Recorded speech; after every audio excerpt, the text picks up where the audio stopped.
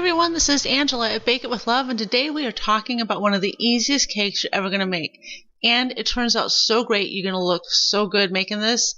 It's fast, it's easy, everyone loves it. It is the Preacher Cake, aka Preacher's Delight.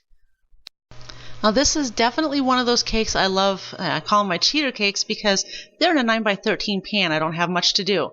So as you can see, I'm combining my dry ingredients, which was just flour, salt, baking soda, cinnamon, and I added a touch of nutmeg in there because I like it. And in another bowl though, I'm starting in with my sugar and egg. I beat my egg first just because it's my habit. Some oil and vanilla. And you're going to mix that up. Just enough so it's combined. You don't have to, it's going to be smooth and creamy really easily. It doesn't take much here. Then you're going to add in the dry ingredients kind of gradually, but just enough without overmixing, just enough to get your flour wet. Now don't forget, because this is such a quick and easy cake, that while you're mixing everything, you should have your oven preheating to 350 degrees because you're going to pop this right in. It's going to cook up really fast. And you only have to let it cool down. Well, I say cool completely, but you just don't want your frosting melting. It's just got to be pretty well cooled. And you can throw it in a refrigerator to cool it even faster if you need to. So if you have company coming over you weren't expecting, this is a hit. Or any day of the week. But anyway, so we're adding our flour in here. We're just going to get it. It's going to be kind of a dry mixture. It's not going to be a typical batter, but that's okay. That's what we're looking for before we add the rest of the stuff. And I say stuff, I should say good stuff, because I am a pineapple freak. I love fresh pineapple. And I know that there's a lot of people out there that when they make like this Preacher Cake or maybe hummingbird, they use canned pineapple. And I know that a lot of times that's what you have on hand because the key to this cake is using what you have in the pantry. But fresh pineapple is so outrageously good. It makes a huge difference in my book. So if you can get your hands on some pineapple, cut up about half of it, throw it in a blender or a food processor. There we go. That's the word. And go ahead and puree it and throw it in. You're going to have all the juice you need that you would normally need from like a canned pineapple rings or crushed pineapple, whatever. So mix the pineapple that's been pureed or crushed pineapple in along with either crushed pecans or walnuts. I think I used walnuts in this case. And then some coconut, sweetened coconut.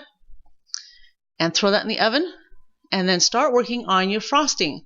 And if you're a goober like me, you didn't have your cream cheese sitting out. My butter is almost always on the counter. I have at least 1 to 2 sticks sitting out ready to use, but not cream cheese so much. So I'm having to start here with the hand mixer, just a little bit more work than necessary. If you had it out, you're miles ahead of me today. So yeah, I'm having to scrape the edges of my bowl and work this some more than I usually would, but it's all going to turn out great on the end. Now with this cream cheese frosting, we're going to add about 2 tablespoons of the heavy cream. We're going to use more most likely because depending on your weather that day, and we live in the north, so sometimes it can really throw off my recipes, but it's not cold today. It's beautiful weather. And this turned out pretty well. I didn't have to do much additions, but you're going to alternate between some heavy cream and then half of your powdered sugar, confectioner's sugar. And then you'll do some more heavy cream and some more confectioner's sugar. And mine turned out pretty beautifully with just the 2 tablespoons of heavy cream and the normal amount of powdered sugar. And remember that if yours is too wet or too dry, if it's too wet, add a little bit more powdered sugar. It's not going to hurt anything. If it's too dry, add a little bit more heavy cream until you get just that right consistency. You want it really spreadable, but not runny. It should be pretty light and fluffy. Now remember, I know you probably know this, but if you have a stand mixer, you definitely know that you can do this in the stand mixer too. I use my hand mixer in this case because it's one of those cakes that because it is so easy, you don't need anything extra. So here we have our frosting. As you can see, it's not super rigid, but it is a nice fluffy texture. And it's very spreadable. I'm just using a spatula, spreading it back and forth, getting it to all the way to the corners and the edges. My baking pan, by the way, I use butter in it, and then I coat that with sugar. Kind of rattle it around in your pan so that it gets all the way up on the edges that your cake is baking in, and it's going to make you a nice crust on that cake. It's a little extra touch, but I love it. I hope you do too.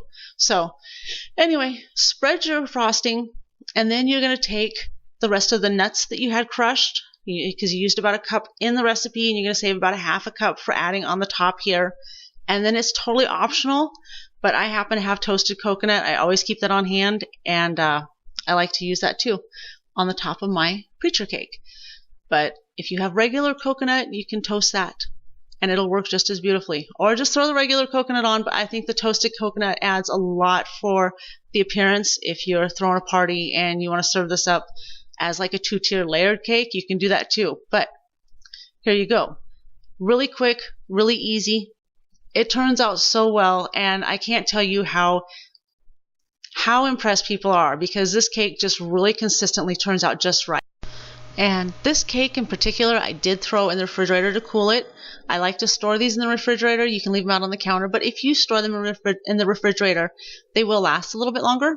They stay fresher, and they are just as good the next day, the next after that. They are really, really good ones for storing in the refrigerator. I haven't tried freezing it yet, but I'll let you know when I do. So anyway, I'm going to cut a slice out here for you, give you a little look. That texture in that is fabulous. And if you have people in your family that don't love like big chunks of nuts, they're not going to run into it. They won't even notice. They're just going to love it. All right. So please subscribe if you like the video. Give it a thumbs up, and remember to check back soon. If you make the cake and love it, leave a comment. If something didn't work out for you, let us know too. As always, thank you for watching.